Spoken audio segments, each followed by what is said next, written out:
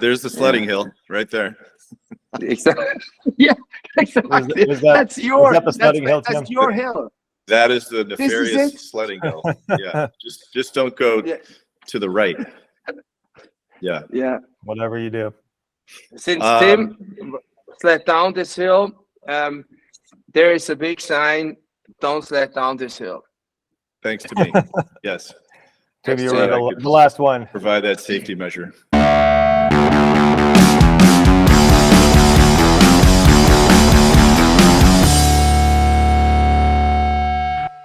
Welcome to Roll Riding Money, brought to you by Tim and Max from Oceanic Ventures in San Francisco, along with me, Fabian, from Studio Alpha, a startup accelerator in Zurich. We are here to provide you with the latest financial market updates and what it means as a founder and an investor. Hi, Tim. Hi, Max. Hey, Fabian. Always a pleasure to see you in a new setting and a new background there. No piano this week, but I'm still waiting for you to play that thing. Oh, there it is. Yeah, so it's in Laax, Swiss mountains, ski resort with basically no snow. So you guys just took away all the snow. We did. We're at 698 inches so far, and 9 more inches to get to an all-time record here in Northern California. Congratulations. We have a negative record. I just got to know the guy who waxes the snowboards. He told me that since they measure that, never ever they had so little snow. But the question for today is, how did we get here? And it's really been kind of a perfect storm, if you will. I don't know if any of you saw the movie a long time ago, but who really doesn't like Marky Mark, right? But in this case, Marky Mark, we grew up with him. Basically, that's a brother. That's right, like a brother. Wait, hold on. With much bigger arms, not so fun in real life when you're in the perfect storm. But how did we get here? High inflation, high interest rates, the bank sector under tremendous pressure. States, issuing emergency laws and rules because of COVID. The SEC taking on crypto head to head, and then OPEC announcing production cuts. The price of oil spiking. Recession around the corner, energy issues around the world thanks to Russia invading Ukraine. But all of those things have kind of led to a pretty tough spot for the economy. We're at historic lows for unprofitable companies. They've pretty much fallen off the charts in terms of valuations, and it's changed the landscape pretty dramatically for private companies and founders and entrepreneurs and everybody in this environment. So now the question is, what's the history? Why did we ended up like this? Professor Max. I mean, the history is, it really goes back, at least 40 years, right? So, what is happening now is really kind of the culmination of a long-term debt cycle being unwound. This really started happening during the global financial crisis in 2008 and 2009.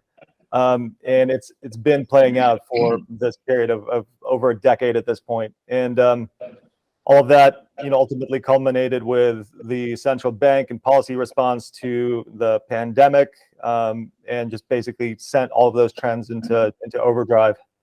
So I do have a presentation, a few slides for you, for visual learners. Yeah, that's brand new. So we just pimped the whole podcast. Now it's we support you guys visually. Oh, by the way, so if you're listening to this and you think that's too complicated or that's too simple, or you have a question, don't hesitate to write it into the comments. We will pick that up for the next time and get back to that. That's important. And we will be sending out haptic bodysuits for the more kinesthetically oriented. Yeah, but that's not next week. That's in 2 weeks. So no, but what we do is we will send out a podcast. Yeah, we will send out a blog. You know, we will everything that we're gonna talk here with the slides and everything. We're gonna send. So we're gonna put that into a blog and then send out a newsletter. Cool. Yeah, Max, go ahead. Sorry for interrupting. Yeah, well, I mean, it's good. It's important to consider your history, right, to understand where you are in the grand context of things. So, really, you know, this started. I mean, again, this is a long-term, 40-year debt cycle that is being unwound. I mean, if you look at the interest rate trend in the United States and in the Western economies, they've been on a long-term downtrend since the inflation spike in the 70s and 80s. You know, in the 80s, we had mid-teens interest rates, right, on government debt back then. To obviously a famous rate hiking cycle with Paul Volcker. But this has been playing out for a while. So this is kind of the time window you can see on your screen between the financial crisis and now. And so the red line is the federal funds rate, which is your core kind of central bank interest rate in the U.S. economy at the very least. And the blue line is the assets on the Federal Reserve's balance sheet. So this is commonly referred to as the money that's been printed, or the result of quantitative easing. So the Federal Reserve is purchasing assets from the banking system and putting it on its own balance sheet, basically to stimulate markets and to lower rates in those key markets. So as you can see, right around 2008 and 2009, when the financial crisis hit, not only did the Fed drop interest rates to basically the zero bound, but it dramatically expanded the use of the balance sheet. It doubled very rapidly, added almost $1 trillion, and the Fed was purchasing, distressed assets and longer-term treasuries and mortgage-backed securities, setting up dollar, liquidity facilities with other central banks. So that balance sheet, that asset level, it expanded very quickly. It was considered completely unprecedented back then because it totally was. And so, not only were rates held at near zero following the financial crisis for, this many years, right? So for almost, 7 years. But the Fed was also implementing several rounds of QE, money printing. And QE basically ensured that, rates across all, main fixed income classes, MBSs and government bonds, they stayed artificially low throughout, basically this whole period. And this was done to stabilize markets coming out of the financial crisis, but also with a kind of a stimulatory effect. So QE3 was, at least the party line was that it was done to stimulate the economy and to create wealth effect. Ben Bernanke said as much in 2010 that they were pursuing kind of markets as a route to kind of increasing broader prosperity and stimulating the economy. So it was kind of an addition to the Fed's mandate. Helicopter Ben. Helicopter Ben, just run those printers. But starting with the financial crisis, you can see how much the balance sheet then expanded over the course of the following decade, right? The Fed tried to taper this off in 2017 to 2019, but this basically resulted in a short-term kind of bank funding crisis. And so right before the pandemic, the Fed was back to expanding the balance sheet and printing money. And then, of course, we got COVID here. At this point, it was kind of unclear how the pandemic would evolve. So the Fed and other central banks, they implemented basically unparalleled measures, right? All key fixed income markets, all key collateral classes had basically implicitly unlimited support from the central banks. And you can see the scale and the speed to which they added to the balance sheet. I mean, it completely eclipsed everything that has happened over the prior decade. And that was in response to the global financial crisis, right? And so everything that we did in response to COVID, but basically doubled that. And the balance sheet went up to nearly $9 trillion. And of course, the Fed is trying to taper that now. And there's a little blip in the end with some Silicon Valley Bank. Silicon Valley Bank, yep. Some of these new liquidity facilities that the Fed has implemented. And of course, we see the rapid rise in interest rates that the Fed and other central banks are kind of attempting to execute more recently, just to control inflation. So these policy measures affect the equity market directly. So we understand that the theory, when you lower the interest rates, then you have a stimulus in consumption, at least for goods and services, and this is on the consumer side. So, but is there a direct mean that that lower interest rates and monetary policy impacts the financial markets directly? Yeah, no, that is a great question. Beyond what you would kind of stereotypically associate with lower rates, that they stimulate the economy, there's kind of the effect of low rates, it stimulates consumption in those products that need financing, so cars and houses. They also leak into the equity market and the financial markets in kind of a lot of ways. Some affect investors directly, so like the availability of margin debt, kind of important. It's kind of a coincident. The levels of margin debt are kind of coincident with just generally the levels of the market, as you would expect. Others, they affect companies and markets, right? And I'll focus just on two that are very important. So multiple expansion and corporate leverage. So here, you can kind of see the relationship between the S&P 500 and the 10-year bond yield in the United States. And the PE is of course that common proxy for how expensive a stock or a market is, right? And the 10-year bond is considered the key interest rate benchmark in the US. And you can see that it's not a completely smooth relationship, but lower interest rates are clearly coinciding to some degree with higher PE ratios over the long term. And why this is the case, I mean, first of all, lower interest rates, they drive consumption and growth, lower the cost of capital for businesses kind of broadly, but also mathematically. I mean, if you flip the PE, it produces the E to P, which is essentially a yield metric, right? In this case, it's the earnings yield on a particular stock. And so, the lower the baseline yields and the lower the rates are in the economy, the lower the acceptable earnings yields are for other assets, and hence the higher multiple. So multiple expansion very much kind of correlated with low rates over the long term.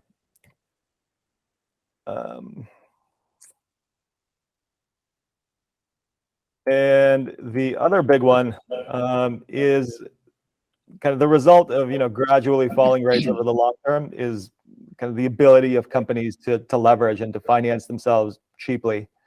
This applies to your equity cost of capital, but it of course applies to debt as well.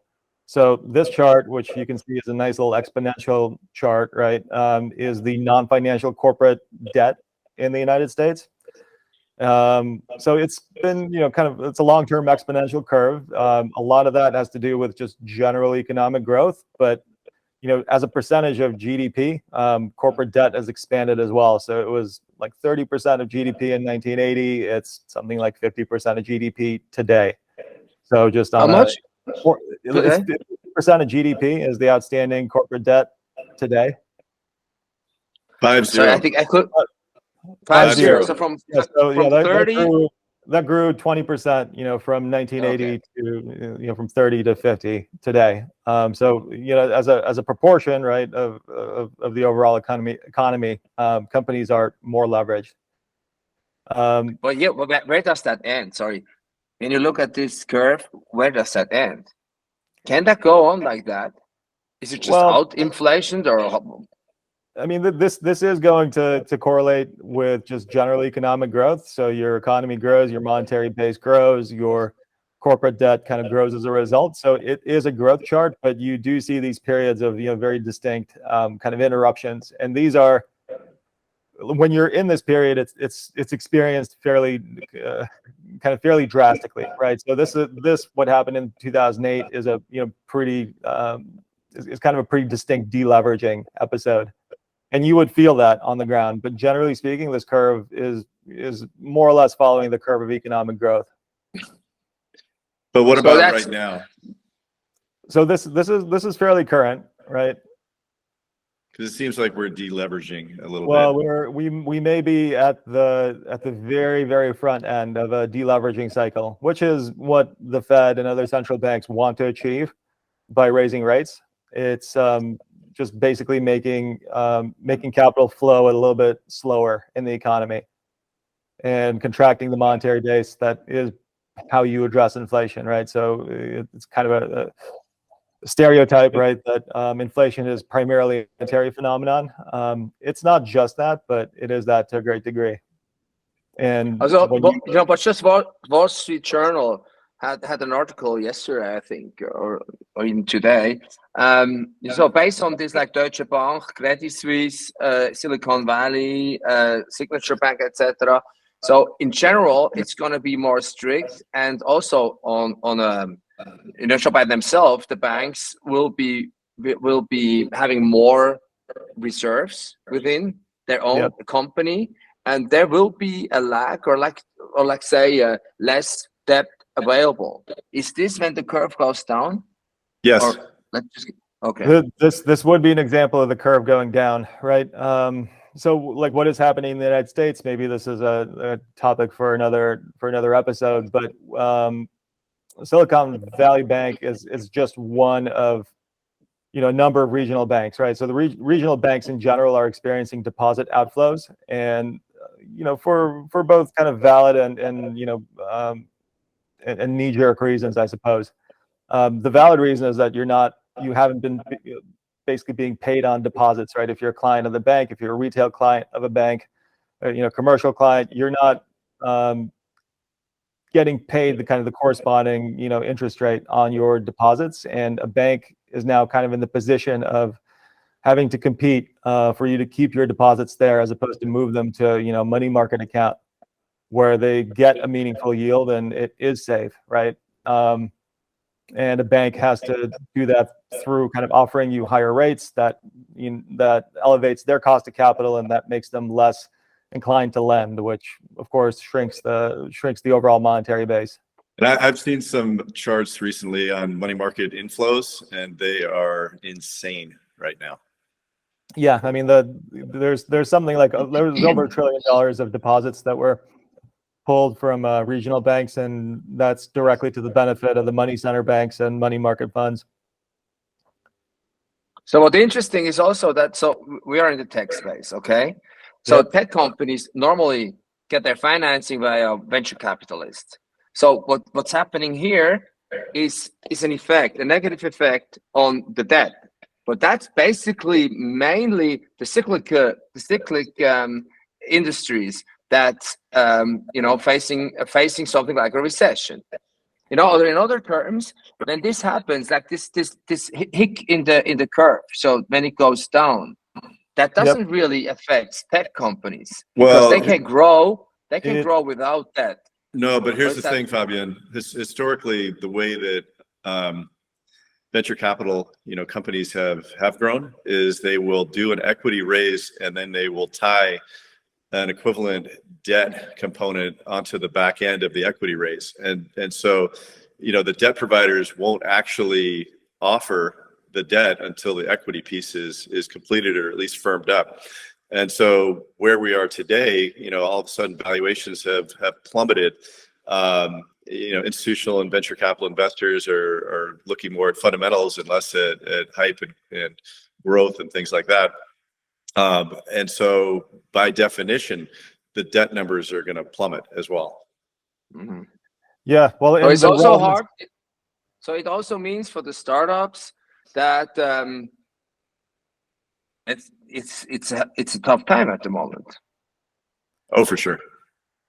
Yeah. So it's several. Not only that the venture capitalists or like the big money stands at the sideline and is waiting for, I don't know, for Godot or whatever, but they're waiting at the moment for better times. We can talk about this probably next time, but on top of that, we now have something like a bank crisis. Is this a banking crisis? Yes or no? It's Yes. a lot like the ski season in Switzerland. Pardon? It's a lot like the ski season in Switzerland. Mm-hmm. Mm-hmm. No good. I mean, it's not a banking crisis in the sense that, you know, banks are, you know, systemically on the precipice of failing. And again, you know, we've got all of these, you know, firewalls and new facilities and programs to kind of ensure that that's not the case. But that does change the growth outlook significantly, right? So if smaller regional banks, they're one of the primary transmission mechanisms for, you know, credit expansion in the United States, particularly to commercial counterparties. So they account for something like 50% of loans in total, and maybe 60, maybe more percent of commercial real estate loans, because they just kind of operate on a more local level with local issuers. You know, it's a very important transmission mechanism for credit expansion. And when that works in reverse, I mean, the effects of that are, you know, they're truly kind of felt on a broader economy level. So that's kind of where we are. And again, this is what the Fed wants to accomplish, right? You increase interest rates, you increase the price that banks pay for short-term lending. It makes them less inclined to lend, right? That's the primary kind of effect of higher rates, right? It just makes the banking system, you know, not as inclined to expand their books, so to speak. But for, you know, for tech companies and for startups, you know, the reason we're kind of talking about the leverage curve here is because it drives markets. And, you know, I'm going to show you exactly how, but the private markets have become a lot more connected to the public markets over the last decade. This didn't used to be the case, but it is the case now. So the overall kind of health of your comp set, you know, as a public market is important. It does affect the private markets, I mean, essentially directly at this point. But, you know, going back to this chart, again, you know, it's kind of enabled by lower rates, right? That companies can finance themselves, and they should, right? So if they can finance themselves cheaply and do so at very long maturities, they should do that. A lot of tech companies have done that. Amazon has a bond that I think matures in decades that they pay, you know, what I don't know what the coupon is, but it's low, right? And it was prudent for Amazon to do that when they had the option. But one of the main things that kind of affects, you know, the actual market that relates to leverage is the ability for companies to buy back their own stock, and they have been. I mean, you can see, you know, that this kind of increasing corporate leverage, it not only leverages earnings. I mean, that's the traditional effect of leverage, but it also allows companies to buy back stock, which is, you know, directly just money going into the pockets of their shareholders and keeping their shareholders happy, keeping their executives, you know, well compensated, rich. I mean, essentially, since the financial crisis, we've been, you know, the stock market has been buying back stock. I mean, with every passing quarter, it seems like it's a record level of stock buybacks. And again, leverage enables companies to do this. And it's still very much the case. It's still a major technical factor that I would argue is supporting the market, even at current levels. And, you know, it's kind of hard to overstate the magnitude of this, right? So look at like Apple's shares outstanding over the last decade. You know, they peaked at something like 26 billion 10 years ago, and it's under 16 billion today. So it's not, you know, minor change in float, right? For a company like Apple, it's, you know, it's a categorical difference. Although Munger from Berkshire, he said when you are going buy back your own shares with your profits, then you're cannibalizing yourself. And Apple, who is basically owned more than 10% by Berkshire, nevertheless they did it. Huh? So Munger will not be happy. Yeah, I mean, it might just be a different set of rules that apply to an Apple, compared to a Munger is company that. 94. What is he? Well, Munger, 90, well, 94, yeah, 95, he's almost 100 years 96? old. Yeah. Traditionally, he would be right. If the companies just start paying out very big dividends and start buying back their stock, it means that they can't invest in growth initiatives. But companies were able to raise, I mean, essentially unlimited amounts of money, right? And they were able to do so at artificially low rates, and they were just able to decrease their stock dilution directly to the benefit of their shareholders, which just made their stock more attractive, right?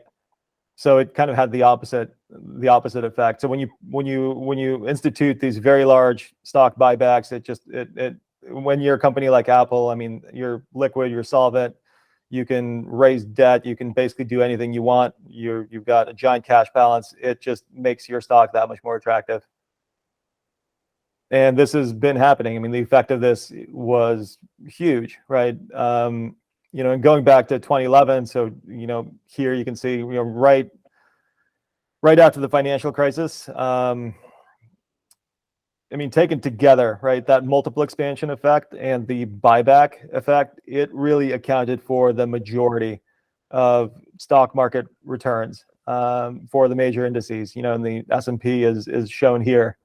The green area, the dark green here, is attributed to buybacks, and the dark blue to multiple expansion. So you can see that in actual growth of earnings, so this light blue area is just a minority of what's been driving stocks.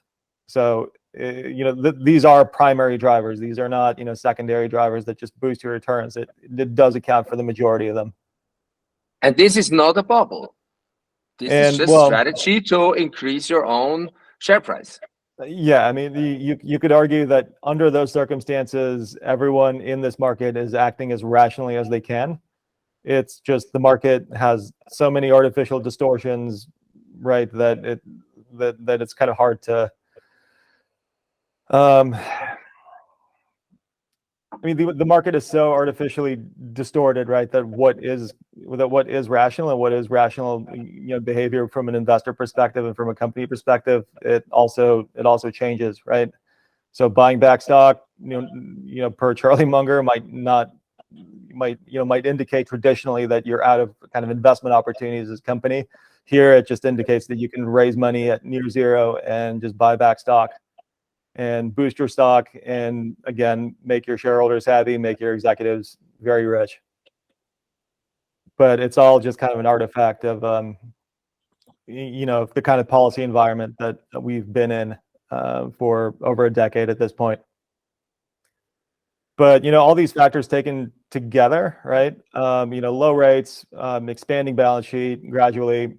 This was playing out over the course of a decade, right? And then the pandemic happened, right?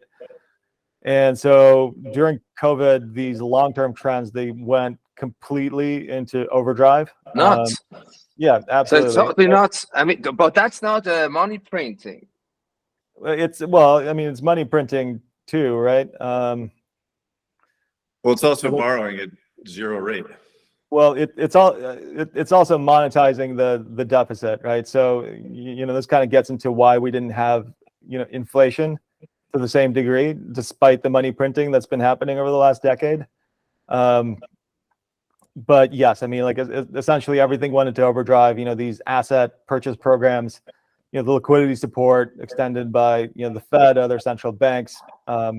It was implicitly unlimited, right?